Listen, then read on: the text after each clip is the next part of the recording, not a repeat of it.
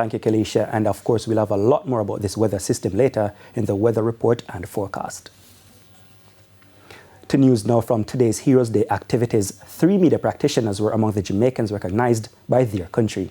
Details in this report. Close to 150 individuals awarded for their standout work and service to the nation. Minister of Local Government Desmond McKenzie was conferred with the Order of Jamaica, the country's 4th highest award, for his contribution to public service in the last 48 years. Emily Shields, attorney and host of Radio Jamaica's Hotline, was presented with the Order of Distinction Commander Class. I receive it on behalf of the thousands of people across Jamaica who listen to my views and commentary on various issues concerning Jamaica and the world. And I say it was never expected, never ever contemplated in all my years of being in media. So for me, it is to God be the glory.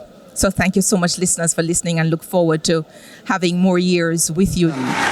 Also conferred with the Order of Distinction Commander Class was Dr. Orville Taylor, also a talk show host at Radio Jamaica, as well as a trade unionist and educator. To whom a lot is given, a lot is expected from.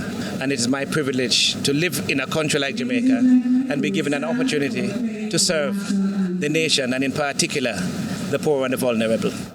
The late Barbara Gayle was conferred with the Order of Distinction Commander Class for decades of work in media, in particular court reporting. Dr. Karen Webster Carr, recognized for her work during COVID-19 and by extension the public health field, was presented with the Order of Distinction Commander Class. Health Minister Dr. Christopher Tufton was also presented with the Order of Distinction Commander Class for his work in the public service. Surgeon and philanthropist Dr. Trevor Dixon was also conferred with the Order of Distinction Officer Class for his contribution to Jamaica working with the diaspora.